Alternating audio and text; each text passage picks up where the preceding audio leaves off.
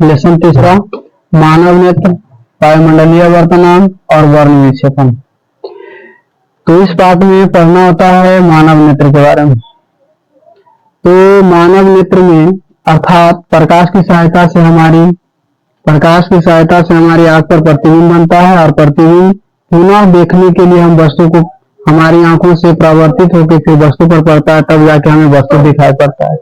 ऐसी क्रियाएं जब भी होती है उसे हम बोलते हैं नेत्र।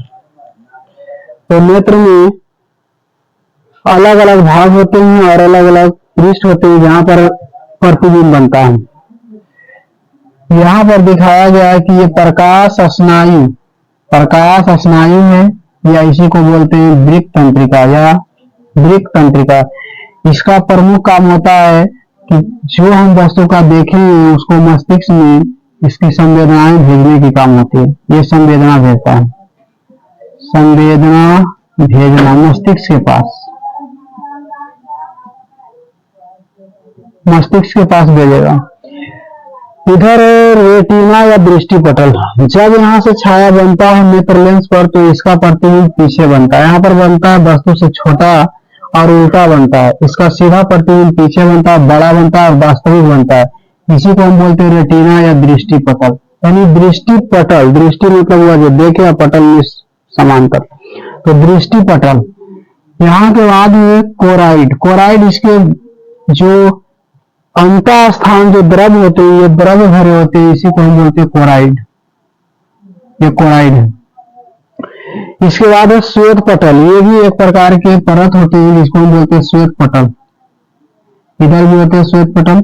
ये नेत्रगोलक है, ये जो पूरा इस तरह से बने हुए हैं इसी को हम नेत्रगोलक कहते हैं और इसमें भी कोराइड पाए जाते हैं।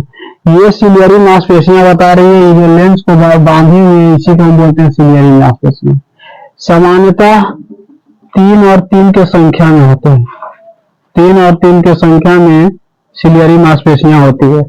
सिलियरी मांसपेशियों का प्रमुख कार्य होता है नेत्र लेंस को बांधे रखना। नेत्र लेंस को बांधे रखता है, इसमें लचक ना उत्पन्न हो, ये स्थिर रहे, इसी के लिए होता है सिलियरी मांसपेशियां। इसका प्रमुख कार्य होता है लेंस को बांधे रखना दोनों तरफ से, इधर से इधर से। इसके इधर है आइरिस जो होते हैं वो प्रकाश जब ज्यादा होता है तो आइरिस छोटा हो जाता है, प्रकाश कम होता है तो आइरिस बड़ा हो जाता है।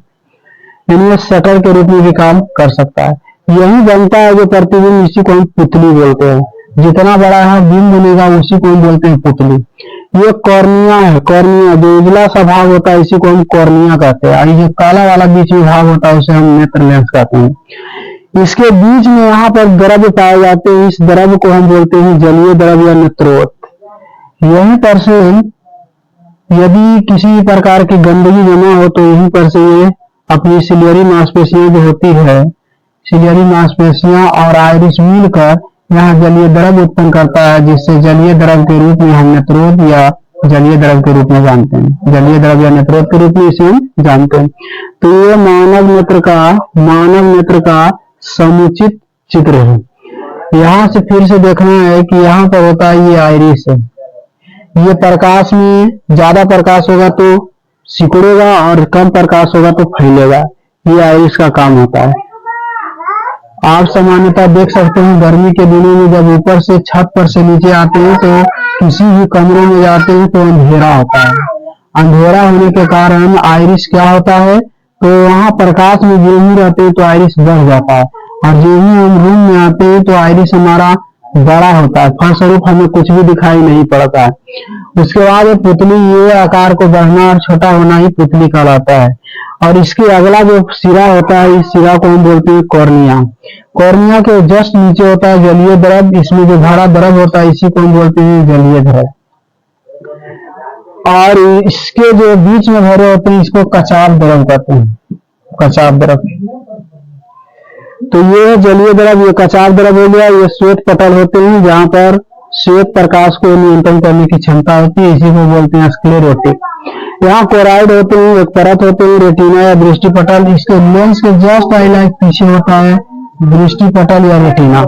और यहाँ जो सूचनाएं प्राप्त होती है इसका काम होता है प्रकाश स्नायु को ले जाना, इसी को बोलते हैं वृक्क तंत्रिका। तंत्रिका का काम ही होता है सूचनाओं को ले जाना। तो वृक्क मतलब होता है जो देखे उस, और तंत्रिका मतलब जो देखे हैं उस धुन को हमको मस्तिष्क तक भेजने का काम होता है दीप तंत्रिका का। अर्थात इसको हम बोलते हैं संवेदना भेजना, यानी मस्तिष्क के पास जिस वस्तु को हम देखें उस सूचना को यही भेजता है प्रकाश स्नायु या दीप तंत्रिका। ये हमारा नेत्र गोलक है और इस पूरे चित्र को हम बोलते हैं मानव नेत्र। मानव नेत्र या आंख एक अद्भुत प्राकृतिक प्रकाशीय यंत्र है। अद्भुत प्रकाशीय यंत्र है। बनावट इसकी है, मानव नेत्र या आंख लगभग गोलीय होता है। लगभग इसका आकार जो होता है वो लगभग गोलीय होता है। आंख के गोले जिस नेत्र गोल आंख के इस गोले को नेत्र गोलक कहते हैं। ये पूरे गोलक को हम बोलते हैं नेत्र गोलक। नेत्र गोलक इसकी बाहरी परत सफेद मोटे अपारदर्शी चमड़े की होती है। इसे दृष्टि पटल कहते हैं। इसे हम दृष्टि पटल कहते हैं या इसी को बोलते हैं, ये दृष्टि पटल हो गया, इसी को बोलते हैं स्क्लेरेटिक। ये दृष्टि पटल है, ये दृष्टि पटल है, इसी को हम बोलते हैं स्क्लेरेटिक। इसका अगला कुछ उभरा हुआ भाग पारदर्शी होता है जिसे कॉर्निया कहते हैं। ये अगला जो भाग होता है यही दृष्टि पटल या स्क्लेरेटिक का जो अगला भाग होता है ये उभरा होता है, इसी को हम बोलते हैं कॉर्निया। इसी को बोलते हैं कॉर्निया। स्क्लेरेटिक के नीचे गहरे भूरे रंग की परत होती है जिसे कोराइड कहते हैं। गहरे भूरे रंग का द्रव होता है जिसे कोराइड कहते हैं। ये वाला भाग में हल्के भूरा रंग के इसमें द्रव होता है जिसे हम कोराइड कहते हैं। यह परत आगे आकर दो परतों में विभक्त हो जाती है। आगे वाली अपारदर्शी परत सिकुड़ में फैलने वाली डायफ्राम के रूप में रहती है जिसे परितारिका या आइरिस कहते हैं। इसी को हम बोलते हैं परितारिका या आइरिस। फैलने और सिकुड़ने की घटना होती है। पीछे वाली परतें पश्चिमावी सिलियरी मांसपेशियां कहलाती है। ये पेशियां जिलेटिन जैसे पारदर्शक तथा मुलायम पदार्थ से बने होते हैं। एक उत्तल लेंस इसमें लगा होता है। ये जो लेंस है ये उत्तल लेंस है, नेत्र लेंस जिसे बोलते हैं, या स्फुटिक लेंस भी कहा जाता है। सिलियरी मांसपेशियों का मुख्य कार्य लेंस को लटकाकर रखना होता है। इसका प्रमुख कार्य जो होता है सिलियरी मांसपेशियों का, इसका मुख्य काम होता है नेत्र लेंस को लटकाए रखना। नेत्र गोलक के सबसे भीतरी भाग जो सूक्ष्म परत की बनी होती है दृष्टि पटल या रेटिना कहलाती है। जब इस पर प्रकाश पड़ता है तो संवेदना उत्पन्न होती है। प्रकाश स्नायु या दीप तंत्रिका द्वारा मस्तिष्क तक पहुंचता है और हमें देखने का आभास होता है। यहाँ से वस्तु इधर वस्तु है, यहाँ वस्तु है और यहाँ से हमारा आंख इधर देखा और यहाँ से संवेदना यहाँ भेजा, यहाँ से हमारा रेटिना इसको सीधा किया और सीधा करने के बाद ये यहाँ से प्रकाश स्नायु से सूचनाएं मस्तिष्क में जाती है। इसके बाद हम जैविक क्रियाएं कर पाते हैं। कॉर्निया और नेत्र लेंस के बीच के भाग को जलीय द्रव को नेत्रोद कहते हैं। इधर जो भाग है इसे हम नेत्रोद कहते हैं और इधर जो भाग होता है ये सब नेत्रोद कहलाता है। इधर वाला भाग भी नेत्रोद कहलाता है। लेंस और रेटिना के बीच के भाग को कचाप द्रव कहते हैं।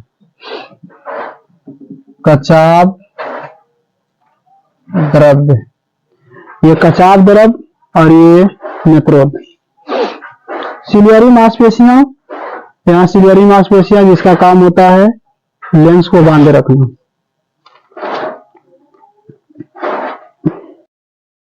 डायफ्राम, इससे चित्र का बड़ा या छोटा किया जाता है। डायफ्राम के कारण ही हम चित्र को बड़ा या छोटा करके देख सकते हैं।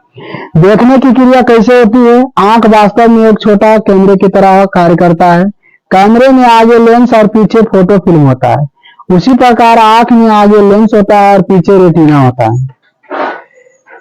कैमरे में जो काम शटर का होता है वही काम आंख में पलक का होता है। यहाँ पर पलक होता है और आंख में मतलब तो कैमरा में शटर का होता है, बंद करना चालू करना, तो हमारे आंख के लिए होता है पलक। परितारिका या आइरिस की सहायता से आंख के लेंस से होकर जाने वाली प्रकाश के परिमाण को घटाया या बढ़ाया जा सकता है। हम आसानी से इसकी जो देखने की क्षमता होती है आराम से बढ़ा सकते हैं और घटा भी सकते हैं। अंधेरे में परितारिका जिसे तितली कहते हैं ये स्वतः फैल जाती है। ये अंधेरे में फैल जाती है और प्रकाश में सिकुड़ जाती है। जब तेज रोशनी या प्रकाश में ये आती है तो सिकुड़ जाती है। अर्थात कैमरे में जो काम डायफ्राम का होता है वही आंख में पुतली का होता है। कैमरा में जो डायफ्राम का होता है फैलाना और यानी जूम आउट करना और जूम इन करना, वही काम हमारे आंख में आइरिस का होता है, वस्तु को जूम आउट करना और जूम इन करना। जब प्रकाश की किरणें किसी वस्तु से आंख पर पड़ती है तो ये कॉर्निया तथा स्फुटिक लेंस के अपवर्तन के बाद रेटिना पर पड़ते हैं और वह वस्तु का प्रतिबिंब वस्तु की अपेक्षा छोटा और उल्टा बनता है, परंतु मस्तिष्क के वस्तु को सीधा और बड़ा देखने की संवेदना यहाँ से उत्पन्न होती है, दृष्टि पटल या रेटिना पर से होती है। समंजन क्षमता या असमंजन क्षमता, यानी समंजन क्षमता कहते किसे हैं तो समंजन क्षमता उसे कहते हैं आंख की देखने की वह क्षमता जो दूर या निकट की वस्तु को आसानी से देख सके, उसे हम बोलते हैं असमंजन क्षमता। और ये जो समंजन क्षमता हमारी आंखों के लिए होती है ये न्यूनतम होता है 25 सेंटीमीटर और अधिकतम होता है अनंत। यानी असमंजन क्षमता जो किसी भी स्वस्थ आंख के लिए होता है 25 सेमी और दूर की बिंदु जो होती है वो होती है अनंत। यानी हमारा आंख कम से कम 25 सेमी नजदीक की वस्तु को आसानी से देख सके और दूर की वस्तु को हमारी आंख देख सके तो उसे हम कहते हैं असमंजन क्षमता। निकटतम दूरी 25 सेमी और अधिकतम दूरी इंफिनिटी होता है। अब असमंजन क्षमता में होता है कि कुछ क्रियाएं आंख में हमारे ऐसे होते हैं जिनके कारण हम वस्तुओं को कभी नजदीक की वस्तुओं को देख पाते हैं, कभी दूर की वस्तुओं को देख पाते हैं और कभी ना तो नजदीक की वस्तुएं हमें दिखाई पड़ती है और ना ही दूर की वस्तुएं हमें दिखाई पड़ती हैं।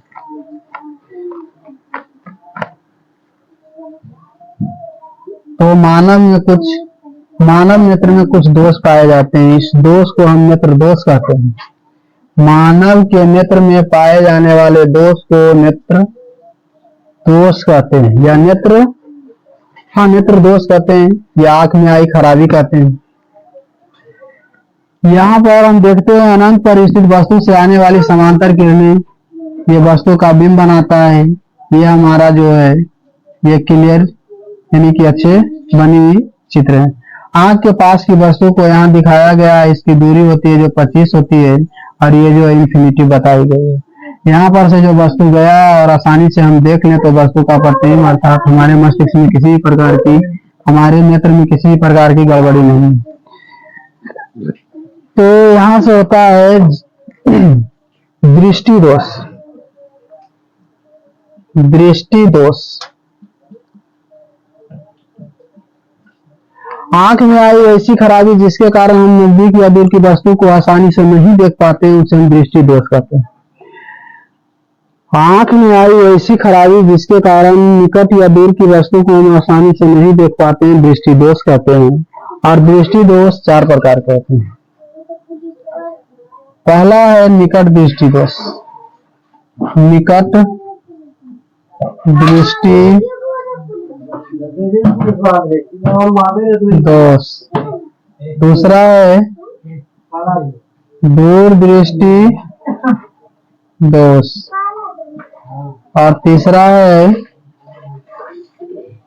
जरा दृष्टि दोष। जरा दृष्टि दोष और चौथा है अबिंदुकता दोष।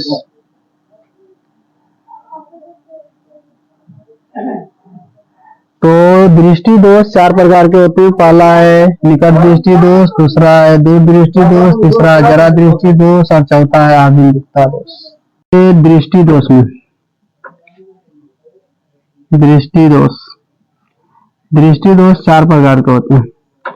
पहले जाना है दृष्टि दोष कहते किसे। तो आंख में आई ऐसी खराबी जिसके कारण हम दूर या नजदीक की वस्तु को नहीं देख पाते उसे दृष्टि दोष कहते हैं।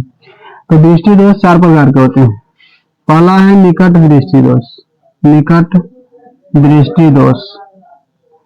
दूसरा है दूर दृष्टि दोष।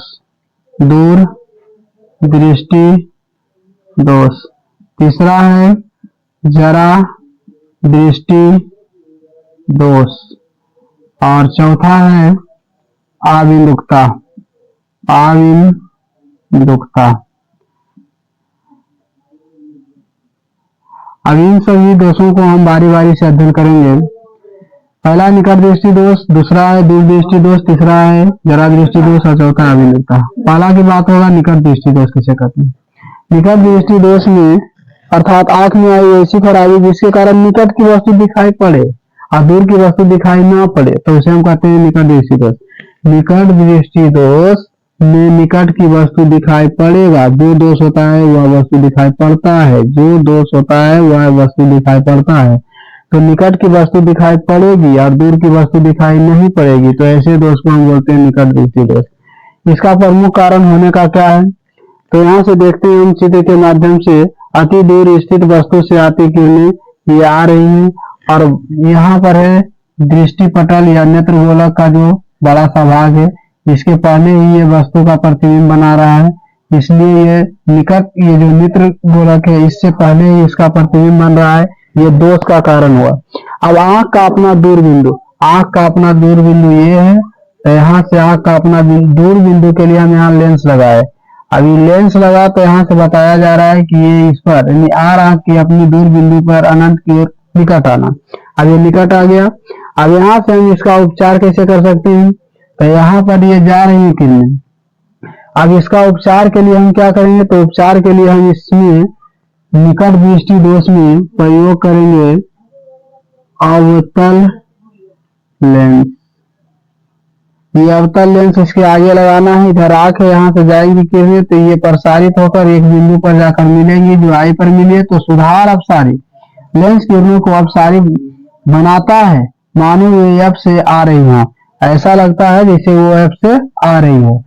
तो निकट दृष्टि दोष, निकट दृष्टि दोष में याद रखना है कि निकट 3 अक्षर का है और अवतल जो होता है वो 4 अक्षर का होता है, अर्थात 3 में 4 हम इसको बोल सकते हैं। जब 3 अक्षर का दृष्टि दोष हो तो उपचार करने के लिए गए तो डॉक्टर एक बोला कि भाई चश्मा ले लो, तो 3 में हो जाता है, 3 में एक जोड़ेंगे तो 4, यानी कि जब हमारे पास दृष्टि दोष में आए निकट दृष्टि दोष तो वहां पर लगाना है 3 अक्षर का निकट होता है तो 4 अक्षर का होता है अवतल। तो निकट दृष्टि दोष को दूर करने के लिए हम अवतल लेंस का प्रयोग करते हैं। दृष्टि दोष, तो आंख में आई वैसी खराबी जिसके कारण हम निकट की वस्तु को ना देखें और दूर की वस्तु को आसानी से देख लें, उसे हम कहते हैं दूर दृष्टि दोष। अर्थात जो दोष रहता है वही दिखाई पड़ता है, तो दूर दृष्टि दोष में दूर की वस्तु दिखाई पड़ेगी और नजदीक की वस्तु नहीं दिखाई पड़ेगी। इसका कारण है तो समान निकट बिंदु 25 सेमी है, यहाँ पर प्रतिबिंब बन रहा है। अब यहाँ से जो बिंब बन रहा है इसका वास्तविकता यहाँ बनना चाहिए, लेकिन इसका बिंब बन रहा है यहाँ पर आके, तो दूर दृष्टि नेत्र गोलक का छोटा हो जाना, नेत्र गोलक यहाँ छोटा हो गया, निकट में बड़ा हो जाता है और दूर में छोटा हो जाता है।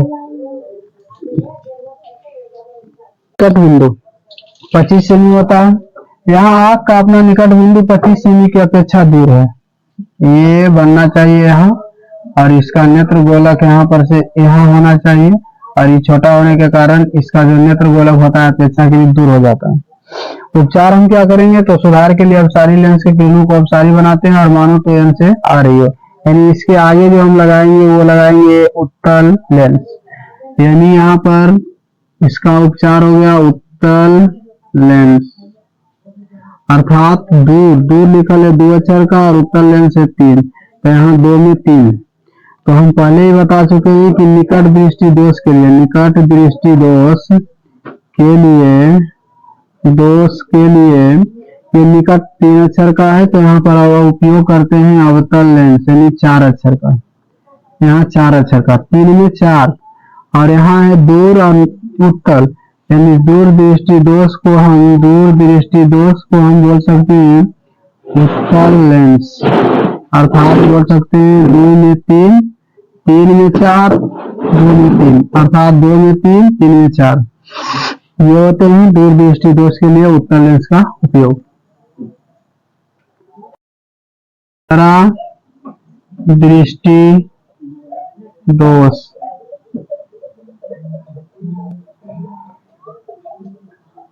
उम्र बढ़ने के साथ साथ सिलियरी मांसपेशियां कमजोर होने के कारण लेंस जो होता है उसमें लचक आ जाता है और कभी नजदीक की वस्तु का भी बनाता है, कभी दूर की वस्तु का, कभी दूर का भी नहीं बना पाती है और कभी नजदीक का भी नहीं बना पाती है। तो ऐसे दृष्टि दोष को हम बोलते हैं जरा दृष्टि दोष। ये सामान्यतः जीर्णावस्था में होता है अर्थात बुढ़ापा में होता है। बुढ़ापा में होने का प्रमुख कारण होता है सिलियरी मांसपेशियों में लचक आने का कारण या सिकुड़ जाने का कारण। ये होता है जरा दृष्टि दोष। अब जरा दृष्टि दोष के लिए उपचार के लिए होता है बाइफोकल लेंस। बाइफोकल लेंस अर्थात वैसा लेंस जिसमें अवतल और उत्तल दोनों हो। अवतल और उत्तल जिस दो लेंसों का एक साथ उपयोग करते हैं उसे हम बोलते हैं बाइफोकल लेंस, यानी चश्मा के रूप में हम प्रयोग करते हैं बाइफोकल लेंस का। इसमें एक उत्तल होता है और एक अवतल होता है। उत्तल का काम होता है छोटा वस्तु को बड़ा करके देखना, अवतल का होता है बड़ा को छोटा करके देखना। तो इसी को हम बोलते हैं जरा दृष्टि दोष। इसका उपचार है बाइफोकल लेंस। चौथा है आबिंदुकता। आबिंदुकता आबिंदुकता दृष्टि दोष। आंख में आई वह खराबी जो जन्मजात हो या किसी अन्य पीढ़ी से वंशानुगत रूप से हुआ हो उसे हम आबिंदुकता दृष्टि दोष कहते हैं। इसमें सीधी वस्तु टेढ़ी दिखाई पड़ती है, एक वस्तु अनेक दिखाई पड़ती है और इस प्रकार के दोष को हम बोलते हैं आबिंदुकता दोष। इसमें सीधी वस्तु टेढ़ी दिखाई पड़ती है, एक वस्तु अनेक संख्या में दिखाई पड़ती है, इसे बोलते हैं हम आबिंदुकता दृष्टि दोष। इसके उपचार के लिए हम प्रयोग करते हैं बेलनाकार लेंस। बेलनाकार लेंस बेलनाकार लेंस से आबिंदुकता दृष्टि दोष को दूर किया जाता है। जरा दृष्टि दोष को बाइफोकल से दूर किया जाता है और दूर दृष्टि दोष को उत्तल लेंस से दूर किया जाता है और निकट दृष्टि दोष के लिए अवतल लेंस का प्रयोग किया जाता है। तो ये आंख में आई वैसी खराबी जिसके कारण निकट या दूर की वस्तु दिखाई नहीं पड़ती है उसे दृष्टि दोष बोलते हैं। और दृष्टि दोष 4 प्रकार के होते हैं। पहला होता है निकट दृष्टि दोष। निकट दृष्टि दोष के उपचार के लिए हम प्रयोग करते हैं अवतल लेंस का। दूसरा है दूर दृष्टि दोष, इसके उपचार के लिए हम प्रयोग करते हैं उत्तल लेंस का। और तीसरा है जरा दृष्टि दोष, इसके लिए प्रयोग करते हैं बाइफोकल लेंस का। चौथा आबिंदुकता जिसके लिए हम प्रयोग करते हैं बेलनाकार। वायुमंडलीय वर्तनांक में होता है कि पृथ्वी पर वायु गर्म होके पुनः प्रसारित होती है और जो वायु निकट की ओर होते हैं वो ऊपर की ओर फैलते हैं। ऐसा गर्म होने के कारण होता है और इसमें जो धूल कण होते हैं वो बहुत सारे बिखरे होते हैं। इसके कारण हमें कुछ वस्तुएं झिलमिलाती हुई प्रतीत होती है। ऐसा प्रतीत होना ही कराता है वायुमंडलीय वर्तनांक।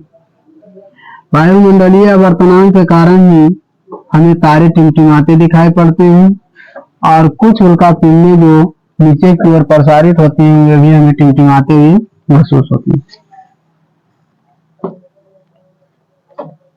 वायुमंडलीय वर्तनांक के उदाहरण के तौर पर हम जानते हैं तारों का टिमटिमाना। पृथ्वी का वायुमंडल कभी शांत नहीं रहता।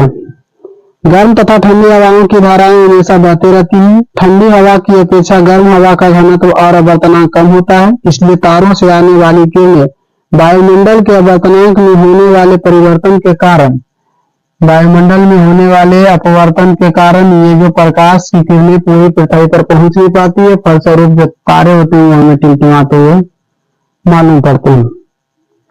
कभी कभी ये बीच में तो कभी कभी एक तरफा दिखाई पड़ते हैं, इसलिए तारे कभी भी कम प्रकाश तो कभी अधिक प्रकाश दिखाई पड़ती है, जिसे हम बोलते हैं तारों का टिमटिमाना। कभी इसका प्रकाश पूरे पृथ्वी पर आसानी से पहुंच जाता है तो उस समय इसका जो प्रकाश का मान होता है वो ज्यादा होता है और कभी कभी इसका मान बहुत ही कम जाता है, कभी कभी तो नहीं भी दिखाई पड़ता है, इसलिए हम बोलते हैं कि तारे टिमटिमा रहे हैं। यही घटना होती है सूर्योदय और सूर्यास्त के समय। सूर्योदय और सूर्यास्त के समय भी बहुत सारी किरणें श्वेत प्रकाश को अन्य रंगों में विच्छेदित करती है, परंतु लाल रंग का तरंगदैर्घ्य अधिक होने के कारण ये विक्षेपित नहीं हो पाती, फलस्वरूप सूर्योदय और सूर्यास्त के समय जो होता है सूर्य लाल रंग का दिखाई पड़ता है। ये दोनों का कारण है वायुमंडलीय आवर्तन।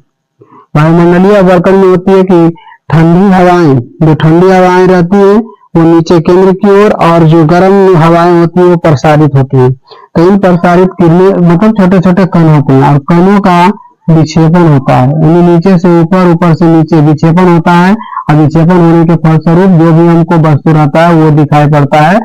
खास करके तारे हमें टिमटिमाते हुए मालूम पड़ते हैं वायुमंडलीय आवर्तन के कारण, और सूर्योदय और सूर्यास्त के समय भी सूर्य का लाल दिखाई पड़ना हो, ये भी वायुमंडलीय आवर्तन के कारण। वर्ण विक्षेपण, प्रकाश का वर्ण विक्षेपण।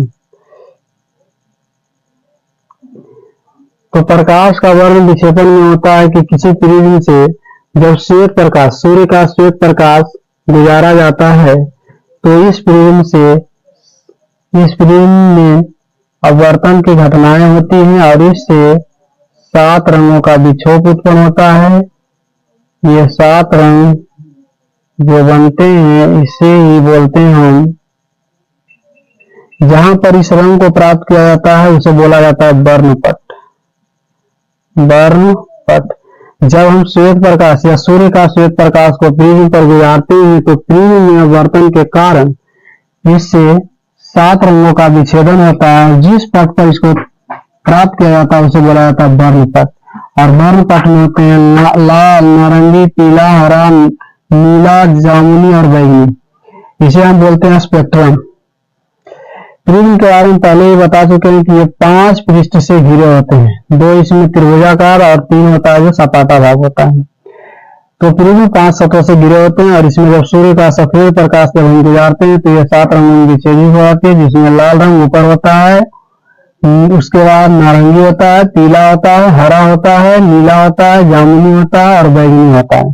इसको आसानी से याद करने के लिए बहुत ही बैजा निहा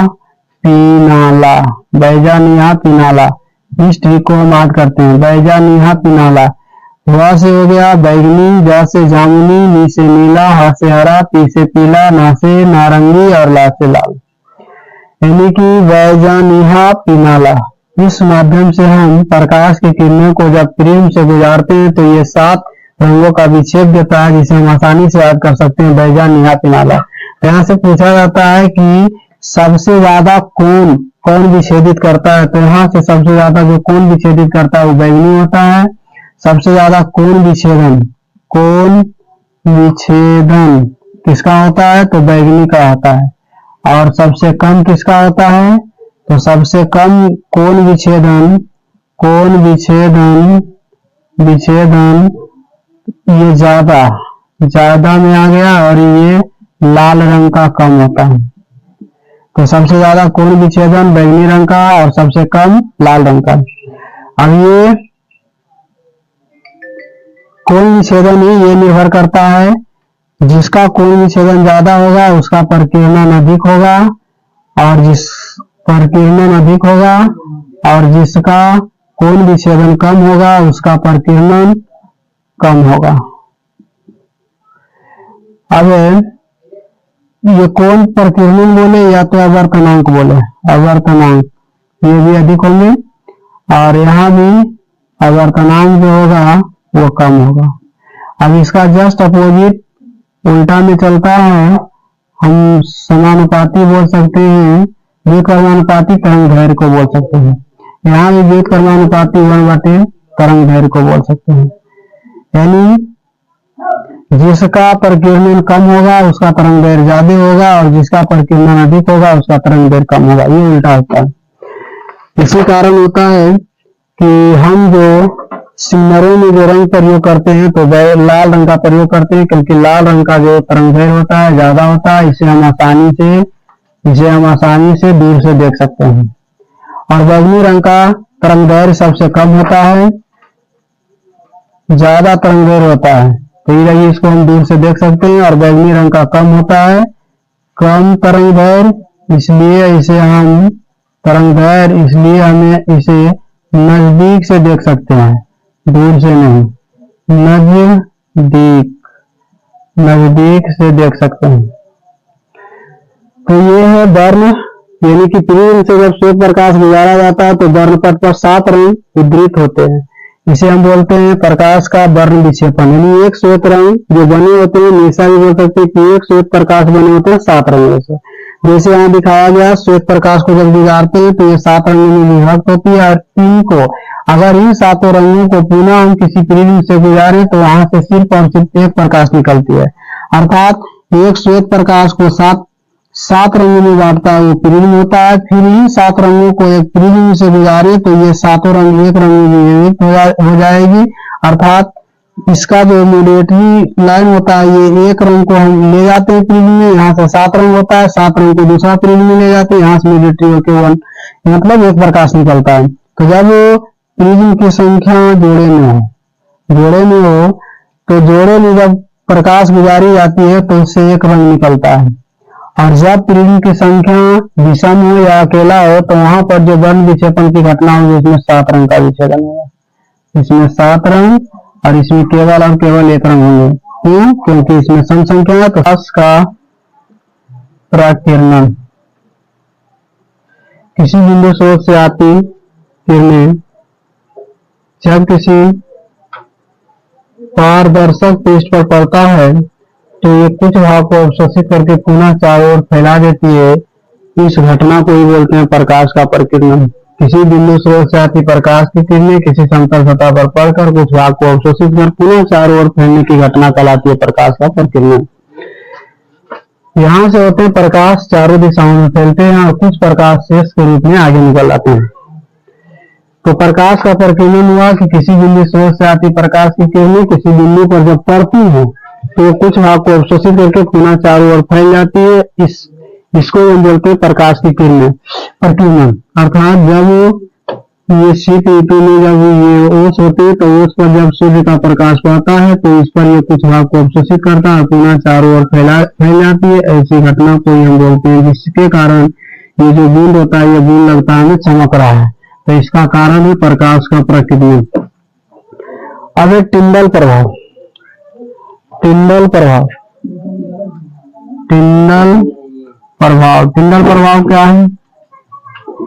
तो टिंडल प्रभाव है कि किसी कोलाइडी विलयन में जब प्रकाश गुजारी जाती है तो उनमें उन कणों के विपरीत दिशा में ये प्रकीर्णित होते हैं। इस प्रकीर्णित की घटना को हम बोलते हैं टिंडल प्रभाव। जब कोलाइडी विलयन में जब सूर्य के प्रकाश गुजारे जाते हैं तो ये कण इस कण का विरोध करता है, जिसके कारण यह कण जो कोलाइडी कण होते हैं वो चमकीला दिखाई पड़ते हैं। चमकीला दिखाई पड़ने को हम बोलते हैं टिंडल प्रभाव। टिंडल प्रभाव जो होता है हमेशा कोलाइडी कणों में दिखाई पड़ते हैं, कोलाइडी कणों में दिखाई पड़ता है टिंडल प्रभाव।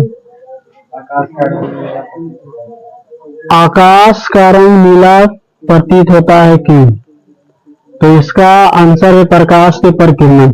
प्रकाश के प्रकीर्णन के कारण ही आकाश का रंग नीला दिखाई पड़ता है। आकाश का रंग नीला दिखाई पड़ता है। इसका प्रमुख कारण है प्रकाश का प्रकीर्णन। हम जानते हैं श्वेत प्रकाश जब किसी पारदर्शक पर पड़ता है तो ये प्रिज्म के भांति 7 रंगों में विच्छेदित हो जाते हैं। इन सभी रंगों का अवशोषण हो जाता है और सिर्फ ये कण बचे होते हैं जिसको हम बोलते हैं नीला रंग। ये नीला रंग ही हमें प्रतीत हो पाता है और अन्य रंग अवशोषित हो जाते हैं, जिसके कारण आकाश का रंग नीला दिखाई पड़ता है। इसमें ढेर सारे धूलकण उड़ते रहते हैं और इसके कारण विक्षोभ हमेशा बनते रहता है। विक्षोभ के कारण ही आकाश हमें नीला दिखाई पड़ता है। अर्थात इसका आंसर हो गया प्रकाश का प्रकीर्णन। प्रकाश का प्रकीर्णन। अंतरिक्ष यात्री को आकाश कैसा दिखाई पड़ता है? अगला क्वेश्चन है कि अंतरिक्ष यात्री को आकाश कैसा दिखाई पड़ता है? अंतरिक्ष यात्री को आकाश कैसा दिखाई पड़ता है? तो यदि हम सब देखें तो आकाश का रंग नीला प्रतीत होता है। लेकिन यहाँ पर है क्वेश्चन में कि अंतरिक्ष यात्री को आकाश कैसा दिखाई पड़ता है। तो हम जानते हैं अंतरिक्ष में वायुमंडल नहीं, वायुमंडल नहीं है तो वायुमंडलीय वर्तनांक की घटनाएं नहीं होगी। अगर वायुमंडलीय वर्तनांक की घटना नहीं होगी तो वहां पर जो हमको दिखाई पड़ता है, अंतरिक्ष यात्री जो अंतरिक्ष यात्री अंतरिक्ष में जाते हैं उनसे आकाश कैसा दिखाई पड़ता है, तो उन्हें काला दिखाई पड़ता है। इसका आंसर है अंतरिक्ष यात्री को आकाश कैसा दिखाई पड़ता है, तो आंसर हो गया काला दिखाई पड़ता है।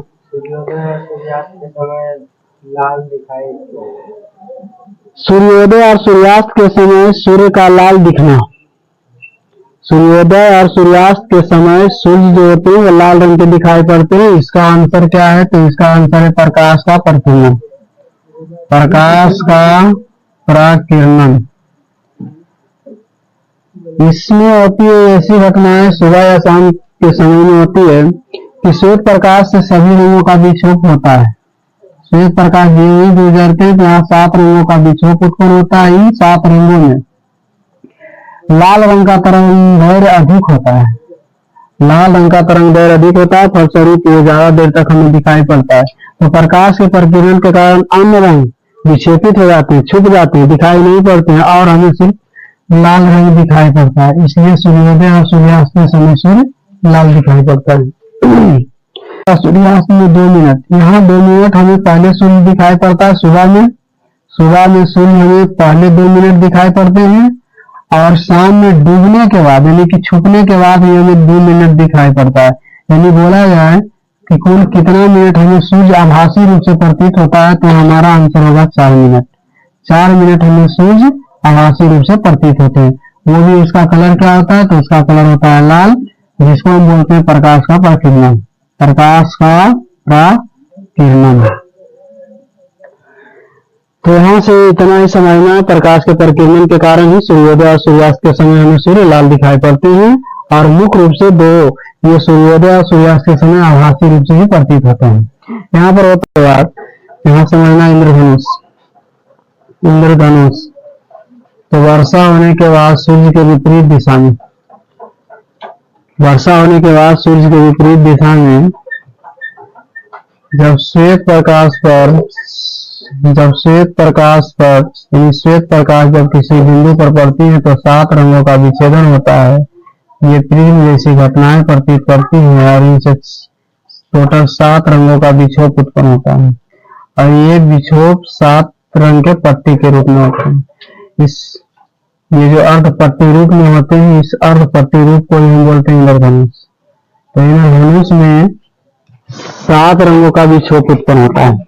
ऐसा कब होता है, जब सूर्य बरसात होने के बाद सूर्य के विपरीत दिशा में, सूर्य के विपरीत अगर सूर्य इधर है और इधर के साइड में इधर घूमते हैं तो इधर पड़ेगी और यहाँ पर से इधर की ओर ये जो है इंद्रधनुष दिखाई पड़ेगा 7 अर्धपट के रूप में। तो सूर्य के विपरीत दिशा में यदि सूर्य इधर है तो इसका जो प्रकिरणन होगा वो इधर होगा और यहाँ से 7 रंगों का विक्षोभ उत्पन्न होगा और ये पट के रूप में, वर्ण पट के रूप में। तो ऐसा होता है वर्षा होने के बाद जब बूंद पर श्वेत प्रकाश पड़ता है तो 7 रंगों का विक्षोभ उत्पन्न होता है और इस घटना को हम बोलते हैं, ये जो 7 अर्धपट दिखाई पड़ते हैं इस घटना को हम बोलते हैं इंद्रधनुष। यानी वर्षा होने के बाद सूर्य के विपरीत दिशा में जब श्वेत प्रकाश पड़ती है तो 7 रंगों का विक्षोभ उत्पन्न होता है, इसे हम इंद्रधनुष बोलते हैं और ये 7 रंग अर्धपट होते हैं। जो सबसे ज्यादा विक्षोभ उत्पन्न करता है वो है बैगनी, उससे थोड़ा कम जामुनी, उसके बाद है नारंगी, उसके बाद है हरा, उसके बाद है यहाँ पर पीला, उसके बाद है यहाँ नारंगी और उसके बाद यहाँ पर है लाल रंग का। इस तरह से 7 रंग का विक्षोभ उत्पन्न होता है। वहां हम पढ़ चुके थे कि प्रिज्म में जब किसी किरण को गुजारी जाती है, श्वेत प्रकाश को गुजारी जाती है तो 7 रंगों का विक्षोभ उत्पन्न होता है, जिसे हम ये प्रिज्म की घटना या तो हम इसे बोलते हैं वर्णपट। यहाँ पर 7 रंग दिखाई पड़ते हैं, 7 रंग वर्णपट पर 7 रंग दिखाई पड़ते हैं। तो प्रिज्म की घटना यहाँ पर होती है और यहाँ पर होता है बैगनी, बैजानी, हा, पी, ना और ला, यानी कि 7 रंगों का विक्षोभ उत्पन्न होता है और ये 7 रंग हमें इंद्रधनुष के रूप में दिखाई पड़ते हैं। तो सबसे नीचे का जो इंद्रधनुष में सबसे नीचे का रंग होता है वो बैंगनी होता है, सबसे नीचे बैंगनी, सबसे ऊपर लाल, और मध्य का रंग होता है, मध्य का रंग जो होता है वो हरा होता है, हरा रंग होता है। यानी कि इंद्रधनुष में सबसे नीचे का रंग जो होता है वो बैंगनी होता है, सबसे ऊपर का रंग लाल होता है, और बीच का जो रंग होता है वो हरा होता है। ये यहाँ से श्वेत प्रकाश गुजरी है और इससे ये जो वर्षा की बूंदें हैं इसमें ये विक्षोभ के कारण तीन जैसी घटनाएं प्रदर्शित करती हैं और ये यहाँ से प्रतीत होते हुए बाहर निकल जाती है। इसी का विक्षोभ एक दूसरा कण बनता है जो आगे जाके पृष्ठ पर दर्शाता है और यहाँ से ये दोनों मिलते हैं। इन दोनों के बीच में 7 रंगों का विक्षोभ अर्थपट दिखाई पड़ता है और इसी को हम दिखाते हैं तो धनुष के रूप में दिखाते हैं। तो ये इंद्रधनुष की है बातें। इधर है डबल इंद्रधनुष यानी कि द्वितीयक इंद्रधनुष जिसे हम कहते हैं, द्वितीयक इंद्रधनुष। तो द्वितीयक इंद्रधनुष में क्या होती है, वर्षा होने के बाद जब श्वेत प्रकाश एक बूंद पर ना गुजरकर 2 बूंद पर गुजरती है, श्वेत प्रकाश 2 बूंद पर गुजरती है तो 2 प्रकार के वर्णपट बनते हैं और 2 प्रकार के वर्णपट बनते हैं और सबसे नीचे जो होता है वो बैंगनी होता है, उसके बाद जामुनी होता है, उसके बाद नारंगी, हरा, पीला, नीला, लाल। यहाँ से उसका जो विक्षोभ होता है वर्णपट उल्टा होता है, लाल के अपोजिट लाल होता है, नारंगी का अपोजिट नारंगी होता है, पीला का अपोजिट पीला होता है, हरा का अपोजिट हरा होता है, और यहाँ नीला का अपोजिट नीला होता है, जामुनी का अपोजिट जामुनी होता है और बैंगनी का अपोजिट बैंगनी होता है। तो जब इस प्रकार के वर्णपट दिखाई देते हैं तो इसे हम बोलते हैं युक्त नेत्र। 1 मीटर से निकट की वस्तुओं को स्पष्ट रूप से नहीं देख सकता, 1 मीटर से स्पष्ट तो नहीं देख सकता। इस दोष को संशोधित करने के लिए आवश्यक लेंस की प्राकृतिक क्षमता क्या होगी, या मान लें कि समान नेत्र की निकट बिंदु 25 सेमी, यानी कि हम ज्यादा देख सकते हैं स्पष्ट रूप से निकट बिंदु जो है 25 सेमी तक। तो यहाँ से दिया हुआ निकट बिंदु अर्थात जो नजदीक की बिंदु है तो यहाँ u बराबर है -25 सेमी और यहाँ जो है दूर कहाँ तक देख सकता है तो 1 मीटर तक, तो 1 मीटर बराबर हो गया 100 सेमी। और यहाँ से निकालना है हमको लेंस सूत्र लगाना, लेंस सूत्र होता है 1/f बराबर 1/v - 1/u।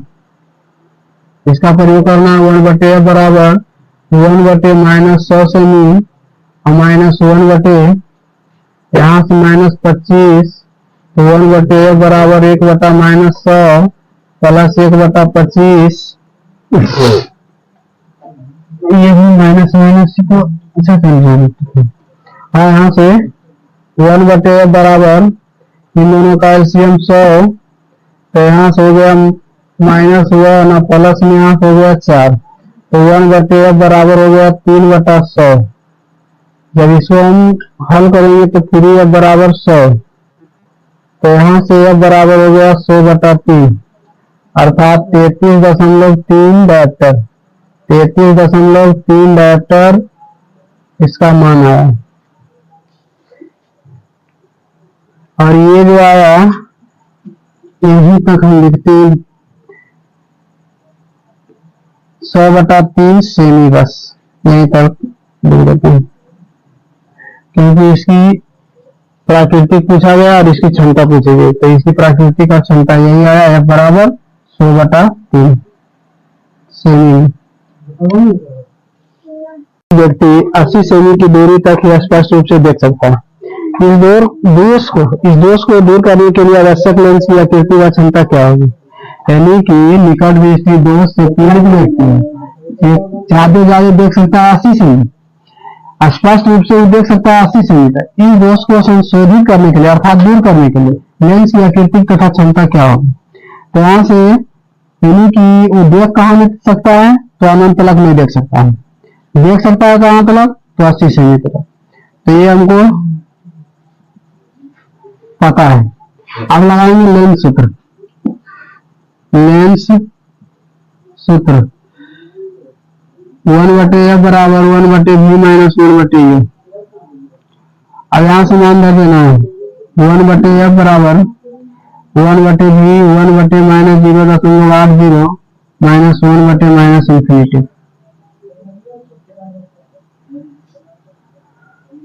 अब इन्फिनेटिव का कोई मान नहीं आता है, तो 1/f बराबर 1/-0.80 1/-80। अब इसको हटाना है तो बटन से ऊपर यहाँ से यहाँ करते हैं 4 दूनी 8 5 दूनी 10, 1/f बराबर आ गया 5/4। तो इसको भागा देंगे तो आएगा 1/f बराबर 1.25 डायप्टर।